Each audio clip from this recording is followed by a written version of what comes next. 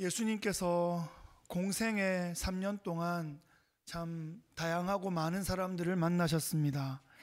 엘리트 바리새인 니고데모도 만나시고 한 많은 사마리아 수가성 여인도 만나셨습니다. 부자와 가난한 자, 노인과 어린이, 또 주인과 종, 유대인과 헬라인, 많은 다양한 사람들을 만나셨습니다. 그들에게 복음을 전하시고 함께 식탁을 나누시고 또 심지어 함께 숙박을 나누시며 천국을 소개해 주셨습니다. 저도 한국에서 또 서울에 있는 교회, 또 지방에 있는 교회, 좀 큰 교회, 좀 작은 교회, 개척교회, 다양한 교회들을 경험했습니다. 미국에서도 유학생교회, 이민교회 중에 좀 대형교회, 전형적인 이민교회, 또 이민 개척교회, 많은 교회들을 또 경험해 보면서 그 안에서 많은 다양한 사람들이 있는데 그 중에서 누가 구원받는가 가만히 좀 살펴보고 연구를 해보니까 공통점이 있습니다. 예수님을 인격적으로 만난 사람이 구원받습니다. 그 배경과 그 상황과 관계없이 예수님을 인격적으로 만난 사람이 구원받습니다. 천국은 내 노력과 내 능력으로 가는 곳이 아닙니다. 세상은 능력별로 또 커리어별로 또 자기가 쌓은 어떤 스펙으로 부딪혀 볼 수 있는데 천국은 그렇게 할 수가 없습니다. 천국은 예수님 백으로 가는 것입니다. 예수님과 친하면 됩니다. 이게 불공정한 게 아닙니다. 예수님이 계셨던 곳이고 예수님이 계시는 곳이고 예수님이 우리를 이끌어 가시는 곳이기 때문에 예수님과 연결되어 있어야 천국에 갈 수 있습니다. 세상에는 뛰는 사람들이 있고 더 빨리 뛰는 사람들이 있고 더 빨리 뛰는 사람보다 나는 놈이 있습니다. 나는 놈도 있는데 천국은 날아서도 못 갑니다. 천국은 누가 갈 수 있냐? 예수님께 붙어 다니는 사람이 갈 수 있습니다. 원래 나는 놈 위에는 붙어 다니는 놈이 있거든요. 오늘 예수님께서 여리고를 찾으시는 모습을 그 장면을 봅니다. 예수님은 지금 마지막 예루살렘 여정길 가운데 있습니다. 여리고는 어떤 땅이냐? 여리고는 예루살렘에서 사해 쪽으로 내려가는 그 길목에 여리고가 있습니다. 그러니까 갈릴리에서 예루살렘을 오려면 요단강을 지나서 꼭 여리고를 통과해서 이제 예루살렘으로 오게 되어 있습니다. 우리가 여리고를 언제 처음 만났습니까? 출애굽 공동체가 약속의 땅으로 들어갈 때 요단강이 갈라지면서 통과한 바로 첫 번째 만난 그 도시가 그 난공불락의 여리고성 아니었습니까? 하루에 한 바퀴씩 6일을 돌고 7일째 7바퀴를 돌아서 합이 13바퀴를 돌고 무너져 내렸던 그 여리고성. 예수님 시대 때 이 여리고는 고가의 상품들이 이렇게 많이 유통되고 거래되는 그런 상업의 중심지였고 로마 제국의 세금 징수의 거점 도시였다고 합니다. 그러니까 이 여리고에 꼭 만날 어떤 사람이 준비되어 있는 것입니다.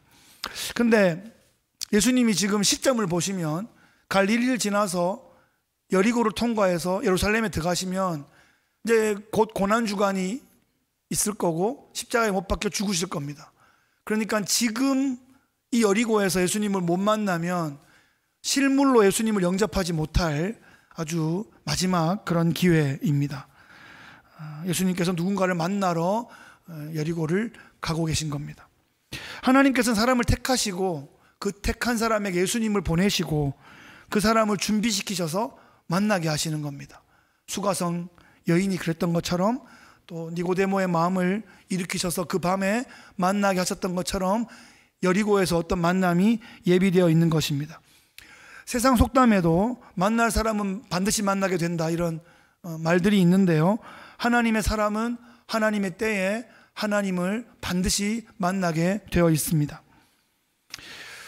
그 당시에 여리고는 예수님을 맞이하면서 온 동네가 축제 분위기였습니다. 멀리 동구 밖에서부터 큰 무리가 와 하면서 여리고로 들어오고 있습니다. 마치 K-팝 스타가 공항에 내려서 인파들이 막 몰리는 것처럼 말이죠. 우리는 이렇게 손흥민 선수가 오면 한번 보려고 손 한번 쳐달라고 막 아직 손도 못 잡아봤고 눈도 못 맞춰봤지만 좀 그런 느낌일 것 같습니다. 우리 손 선수 이렇게 막 환영하고 그런 마음처럼 예수님이 오시는 걸 사람들이 막 환호하고 환영하고 큰 인파가 몰려들었습니다. 원래 예수님이 인기가 좀 많기도 했는데 바로 직전에 어마어마한 사건들이 좀 있었어요. 예수님께서 지금 갈릴리에서 예루살렘으로 직선으로 가시는 게 아니라 그 시간을 따지는 게 아니었죠. 이렇게 그냥 방향이, 비전이 가시는 거였고 그 사이에서는 좀 왔다 갔다 했습니다. 그러니까 예루살렘 바로 옆에 베다니라는 곳이 있는데 예수님이 평소에 이제 베다니에 있는 나사로와 그 자매들과 친하게 지내셨어요. 예루살렘에 가면 절기 때 예루살렘 안에는 너무 비싸가지고 그 성 밖에 있는 베다니에서 지내면서 이제 출퇴근을 주로 하셨는데 얼마 전에 그 베다니에 들렀는데 예수님의 친구 나사로가 죽었습니다.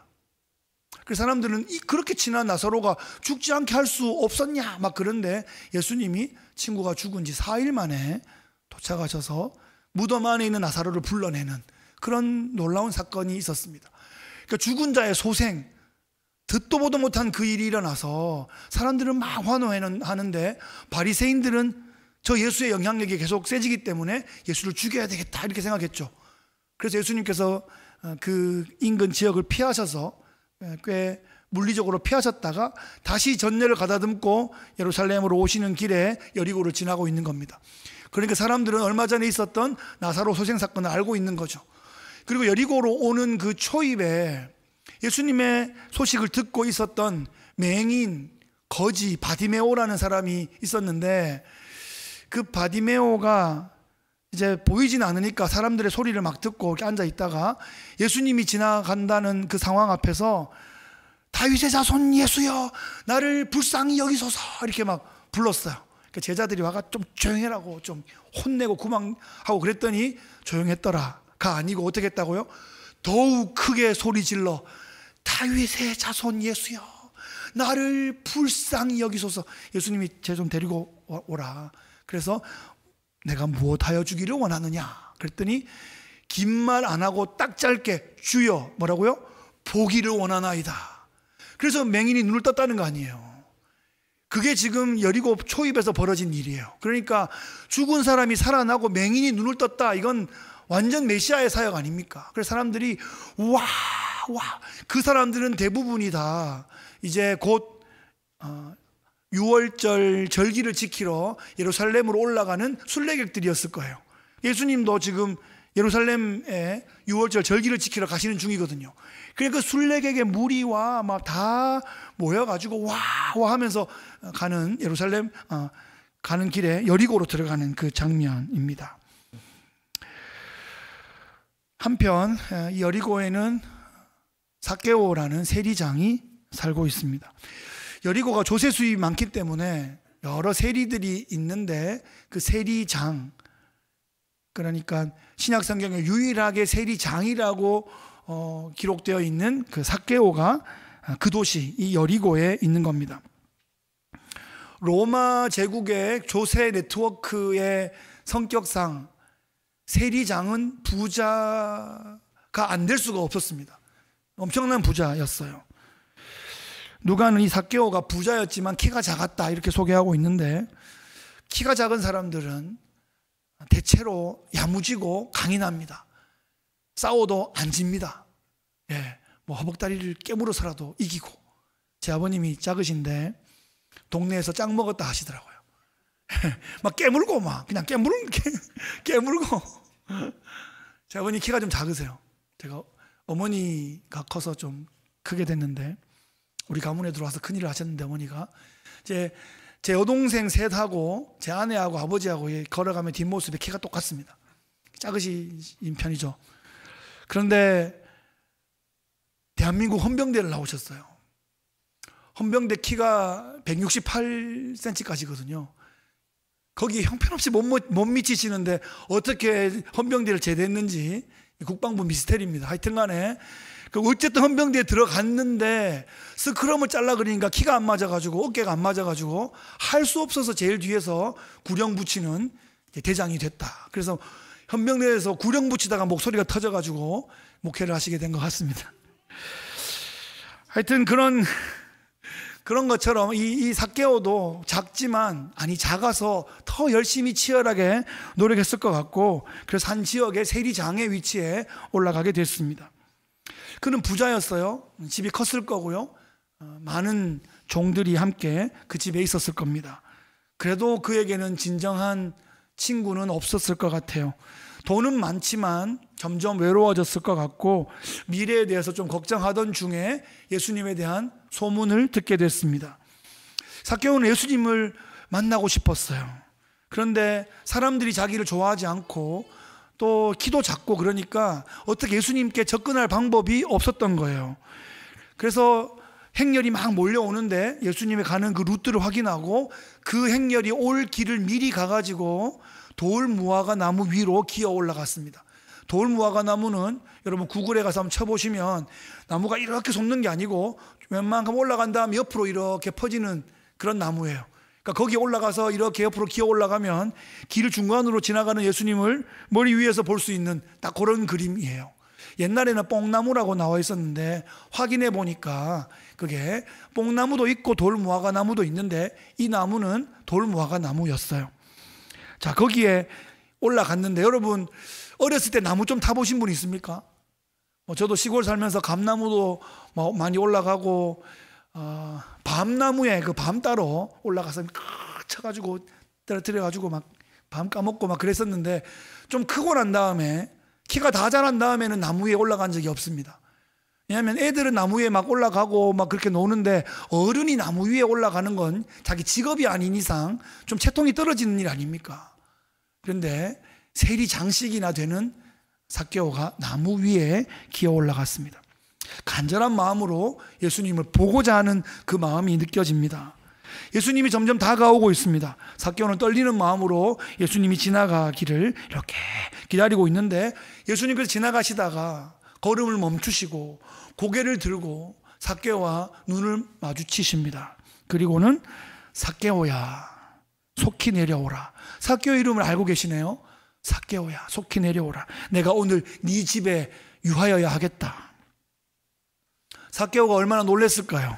예수님이 내 이름을 아시고 부르시다니, 예수님이 심지어 우리 집에 묵겠다고 하시다니. 삭개오는 단지 예수님 얼굴 보고 싶어서 나무 위에 올라갔는데 예수님이 삭개오의 집에 오늘 제자들과 함께 숙박하시겠다 이렇게 말씀하시는 거예요. 이런 장면은 복음서에서 이 장면이 유일합니다. 예수님께서 내가 네 집에 오늘 자야 되겠다라고 말씀하신, 초청을 당하신 이런 상황이 되었습니다. 사람들은 삭개오를 싫어했습니다. 삭개오는 나쁜 사람이다. 삭개오는 없어져야 될 사람이다. 삭개오는 우리랑 안 맞는 사람이다. 밥맛이다. 이렇게 생각했습니다. 그런데 예수님께서 삭개오를 아시고 삭개오 이름을 부르시는 정도가 아니라 오늘 내가 네 집에 숙박해야 되겠다라고 말씀하니까 사람들의 분위기가 냉랭해졌습니다. 사람들이 수군거립니다. 저가 죄인의 집에 유하러 간다. 완전히 분위기가 바뀌었습니다. 죽은 자가 살아났다. 맹인이 눈을 떴다. 메시아가 왔다. 이렇게만 난리를 치더니 세리장 삭개오의 집에 머문다고 하니까 존경을 거두어 드리고 말았습니다. 그런데 예수님은 대중이 원하는 사역을 하시지 않았습니다. 하나님이 원하시고 맡기신 사역을 했습니다. 만약에 예수님이 대중의 인기와 요구에 영합하는 그런 사역을 했다면 아직 우리는 예수님 못 만났을 겁니다. 구원의 길은 요원할 것입니다. 우리는 내가 판단하여 나쁜 사람이다 라고 생각하는 사람이 예수님을 만난다라고 하면 별로 흔쾌하지 않은 그런 마음이 있을지도 모르겠습니다. 예수님을 만나서 변화되는 거, 그건 하나님께서 불러서 하시는 일인데 내가 판단하는 경우들이 있다는 말입니다. 누구라도 예수님을 만날 수 있습니다. 우리는 재판관의 자리에 앉아 있을 수가 없습니다. 하나님의 은혜는 누구에라도 임할 수 있습니다. 하나님의 은혜는 내가 불편해하는 사람에게도 임할 수 있습니다. 나도 은혜가 필요한 사람이고 나에게도 결국 하나님의 은혜가 임하여 이 시간에 이 자리에 예배하는 자리에 나와 있지 않습니까, 여러분? 그렇죠?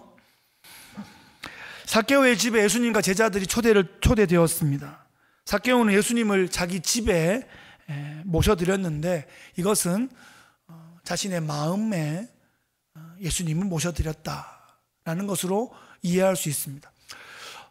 여러분, 내 마음 그리스도의 집이라는 책이 있어요. 아이들도 읽을 수 있고 어른들도 볼 수 있는 어른용 동화 같은 이야기인데 그게 워낙 유명한 책이어가지고 구글에 그냥 PDF로 무료로 다 풀려 있습니다. 내 마음 그리스도의 집이라고 치면 다 뜨는데요. 아니면 유튜브에 들어가서 치면 그게 막 그림으로도 나오고 뭐 배경으로 읽어주고 뭐 난리 났습니다.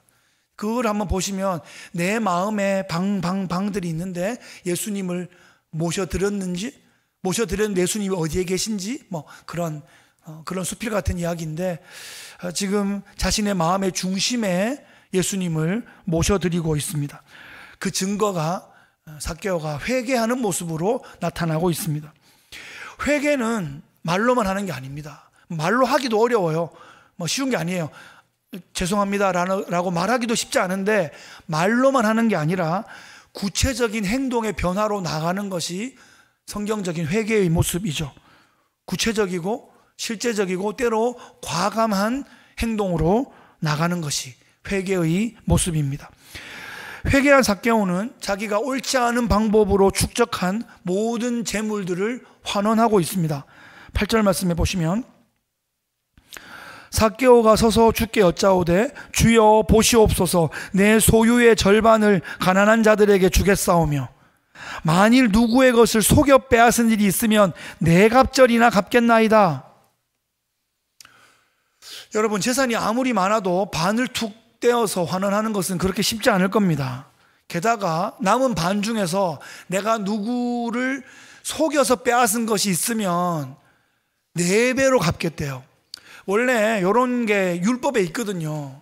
율법에 누가 남을 내가 속여서 취한 것이 있으면 나중에 갚을 때 속건제의 제사도 그런데 20%를 쳐서 갚게 되어 있습니다. 20%만 붙여도 율법의 가이드라인을 하는 것인데 4배로 되갚겠다 하는 겁니다. 자칫하면 삭개오의 전 재산이 다 날아갈 수도 있는 그런 상황일 겁니다. 그런데 지금 삭개오는 너무나 기쁘고 담대하고 확신에 찬 모습으로 이 행동을 하고 있습니다. 우리가 지난 주일에 만났던 부자 청년 관리와는 전혀 다른 모습이죠. 그 재물이 아까워서 예수님을 등지고 자신의 재물에게로 나아갔던 것이 부자 청년의 모습인데 그 부자 청년보다 더 부자인 이 세리장 삭개오는 마치 밭에 감추인 보화를 발견한 소작인처럼 자신의 모든 것을 다 팔아 그 밭을 사고 기뻐 춤추고 있는 천국을 발견한 그 모습을 지금 보여주고 있습니다. 삭개오의 이 실제적인 회개의 모습을 보고 있던 예수님께서 이렇게 선포하십니다. 9절 말씀에 예수께서 이르시되 오늘 구원이 이 집에 이르렀으니 이 사람도 아브라함의 자손임이로다. 삭개오가 회개했는데 이 집이 다 구원을 받았다는 거 아니에요. 여러분, 한번 생각해 보세요. 재산의 반을 주고 남은 것 중에서 또 속여 빼앗은 것을 4배씩 갚아준다. 이거 삭개오 혼자 결정할 수 있었을까? 삭개오의 와이프도 함께 동참하지 않았을까? 재정을 그렇게 쓰는데 말이죠. 이건 허락이 있어야 될 것 같습니다. 최소한 동의가 있어야 될 것 같습니다. 우리가 뭐 아마존에 물건 하나 이렇게 아이템 하나 오더하는 것도 이렇게 물어보는 경우도 있고 안 물어보면 이거 뭐예요? 라고 바로 요즘은 뭐 며칠 숨길 수도 없어. 띵 하고 막 오니까 이건 뭐예요? 그거 뭐 좀 이렇게 귀에 뭐 꽂는 거야. 필요한 거예요. 나한테 말하면 할인 좀 더 받을 수 있는데 이래서 좀 그렇기도 하고. 그런데 하여튼 삭개오의 아내가 동의해 주면서 삭개오의 집안이 함께 회개하고 회복되는 역사가 벌어졌습니다. 여러분, 빌립보 감옥에서 있었던 일 기억나시죠? 그 간수에게 바울이 말합니다. 주 예수를 믿으라. 그리하면 너와 내 집이 구원을 얻으리라. 네 집에 속한 모든 어린 자녀들까지 다 구원을 얻게 될 것이다 라는 선포입니다. 구원은 개인적으로 주어지는 게 맞습니다. 그런데 그 한 개인에게 주어진 그 구원이, 그 영향력이 가족에게로, 공동체에게로, 그 시대에게로 퍼져나갈 수 있다는 것입니다. 사람들은 놀랐습니다. 세리보다 더 독한 세리장 삭개오가 구원받다니. 여러분, 세리장이 구원받으면 그 지역에, 그 시대에 구원 못 받을 사람이 없는 것입니다. 예수님은 하늘 보좌를 비워두시고 이 땅에 내려오셔서 잃어버린 자들을 구원하셨습니다. 그 목적 10절에 보시면 함께 읽겠습니다. 시작. 인자가 온 것은 잃어버린 자를 찾아 구원하려 함이니라. 아멘. 삭개오는 잃어버린 자였습니다. 하나님께서 택하셨는데 잃어버려진 바 된 사람이었습니다. 그 잃어버려진 그 보물을 향하여 레스큐 히어로 예수님이 오셔서 구원해 내신 거죠. 리디머, 구속주로 오셔서 자신의 핏값으로 그 영혼을 사주신 것입니다. 이 삭개오의 이야기를 우리가 보면서 우리의 삶에 어떻게 적용해 볼 수 있을까요? 먼저 내가 삭개오라면 한번 생각해 보십시오. 내가 삭개오라면, 삭개오 같은 면이 조금씩은 다 있을 수 있습니다. 내가 삭개오라면 어떻게 해야 될까요? 돌무화과 나무 위로 올라가야죠. 예수님 봐야죠. 예수님 만나야죠. 그죠? 예수님 우리 집에 오셔야죠. 회개해야죠. 천국이 우리 집에 이루어져야죠. 내가 삭개오라면 그 부자 청년처럼 나는 재물하고 같이 먹고 살고 죽을래 이렇게 하는 것이 아니라 이걸 내려놓고 주님을 소유하는, 천국을 소유하는 그 일이 나의 일이 되어야 할 것입니다. 여러분, 부자십니까? 부자라서 천국에 못 가는 거 아닙니다. 가난하십니까? 가난해서 천국에 가는 것도 아닙니다. 천국에 누가 간다고요? 회개한 사람이 가는 거예요. 그러니까 회개한 부자는 천국 가는 거고요, 회개 안 한 가난한 사람도 천국 못 가는 거예요. 천국에 가냐 못 가냐는 뭐에 달려 있다고요?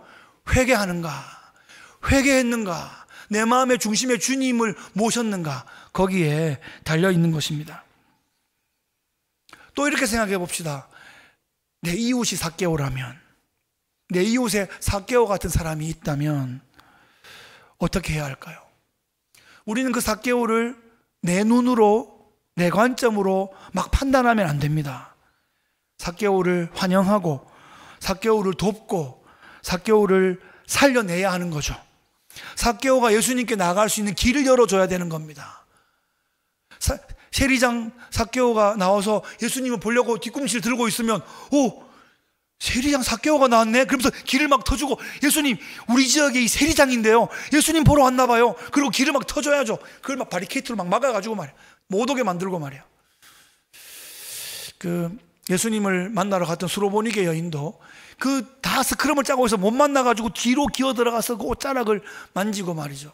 그래서 우리가 어찌 보면 그런 여인이 예수님 앞에 나와 회복될 수 있도록 도와야 되는데, 어찌 보면 우리가 예수님을 이렇게 보디가드처럼 스크럼을 짜고 예수님께 나오는 것을 막고 있었을지도 모른다 하는 생각을 우리가 해봐야 됩니다. 삭개오를 향한 우리의 마음의 문을 열어야 됩니다. 그래서 삭개오가 회복될 때 예수님과 함께 기뻐하는 것이 우리가 되면 좋겠습니다. 그렇지 않으면요, 탕자가 아버지 집으로 돌아왔을 때 그 탕자의 회복을 기뻐하며 잔치하고 있는 그 아버지의 마음을 헤아리지 못하고 나는 염소 새끼도 안 주더니 하면서 심술을 부리며 집 바깥에 있는 탕자 형, 집에 있던 탕자 집탕 같은 모습일지도 모르겠습니다. 먼저 된 자로서 삭개오의 회복을 함께 기뻐하는 멋진 성도님들 되시기를 바랍니다. 마지막으로 우리 공동체는 삭개오를 어떻게 대해야 할 것인가? 우리는 교회로서 주님을 머리로 삼은 주님의 몸에 지체된 교회입니다. 주님의 몸으로서 우리는 예수님의 남은 사역을 계승해야 되는 거죠. 예수님께서 잃어버린 삭개오를 찾아내어 구원하는 것이 예수님의 사명이라고 했다면 교회가 해야 할 일이 그와 똑같은 일일 겁니다. 우리 주변에 있는 잃어버린 삭개오들을 찾아내어 구원하여 함께 천국을 누리고 기뻐하는 일을 교회가 감당해야 한다는 거죠. 우리 시대의 삭개오들을 찾아 나서야 하는 것입니다. 주님께 나오고 싶으나 자신의 죄와 상처와 소외감 때문에 주저하고 있는 삭개오들이 있다면 우리가 가서 예수님께서 삭개오야 거기서 내려와라 하시는 그 음성처럼 우리가 그의 이름을 불러줘야 됩니다. 그리고 주님께서 너 좀 보자고 하신다 이렇게 불러주면 얼마나 좋을까요? 일단 그렇게만 하면요 성령께서 그 다음은 역사하실 겁니다. 우리가 그 일을 부탁하는 거예요. 그 사람을 변화시킬 능력은 우리에게 없어요. 사람의 마음을 변화시키는 건 성령이 하시는 거예요. 그런데 그 귀에 주님이 널 찾으신다라고 들려주는 거 거기까지만 해라고 주님이 우리에게 부탁하시는 겁니다. 그러니까 전도에 대해서도 너무 무거운 책임감이나 그 능력이 없음에 한탄하지 마시기 바라요. 성령께서 하시는 거예요. 하나님의 때에 하시는 거예요. 또 우리는 이름을 귀에 대고 불러주는 것까지는 교회가 해야 될 일 아니냐라고 우리에게 부탁하시는 겁니다. 말씀을 정리하겠습니다. 그 시대 그 지역 최고의 요주의 인물이었던 삭개오가 구원받았습니다. 그는 동족들에게 제물로 상처를 주었습니다. 돈 내놔, 더 내놔, 5% 더 내놔, 이건 내 커미션이야, 5% 더 내놔. 그러면서 이 마음에 또 상처를 주었죠. 재물을 뜯어가며 상처를 주었습니다. 그런데 예수님 만난 다음에 자신의 어카운트를 열었습니다. 곡간을 풀고 재물을 풀어가며 화해와 회개의 그런 길을 걸었습니다. 사랑하는 성도 여러분, 어쩌면 우리 안에 있는 삭개오는 재물로 다른 사람을 힘들게 하지는 않았을지 모르겠어요. 나는 삭개오는 아니야. 내가 누구를 사기쳐서 돈 뺏은 적은 없어. 우리가 거기에서 조금 더 우리의 묵상과 우리 적용은 확장되어야겠죠. 나는 그런 부자도 아니고 누구를 돈 뺏은 적이 없기 때문에 삭개오와 나는 관계가 없는 인물이 아니라 내가 누구의 돈을 뺏은 적은 없지만 그래서 돈 때문에 누구의 마음을 긁은 적은 없지만 말로 또 감정으로 상처를 준 일은 있다는 말입니다. 삭개오가 회개하고 자신의 곡간을 열어 그렇게 재물을 환원하며 화해했던 것처럼 우리 안에 있는 삭개오는 우리의 감정의 곡간을 열고 이 감정을 소통해야 하는 것입니다. 돈의 손해는 없었을지 몰라도 감정적인 손해가 있었고 서운함과 섭섭함이 있고 오해와 마음의 상처들이 있습니다. 이것을 마음의 감정의 곡간을 열고 치유해야 합니다. 주님의 은혜가 임하면 우리는 회개할 수 있고 우리는 변화될 수 있고 우리는 회복될 수 있을 줄을 믿습니다. 도저히 변화될 것 같지 않았던 내가 변했잖아요. 도저히 변화될 것 같지 않던 내 배우자도 변할 수 있는 거예요. 잘 안 변하죠. 내가 변화시키는 게 아니에요. 서로 함께 주 앞에서 변화되어 가며 어우러지는 것입니다. 이웃이 공동체가 함께 변화되어 가는 역사를 경험할 수 있습니다. 사랑하는 성도 여러분, 삭개오가 구원받을 수 있다면 우리 모두는 그 누구라도 구원받을 수 있을 줄 믿습니다. 삭개오를 찾아내는 공동체, 삭개오를 환영하는 공동체, 삭개오처럼 회개하고 또 변화된 삶으로 하나님 백성임을 증명하는 공동체 되시기를 축복합니다.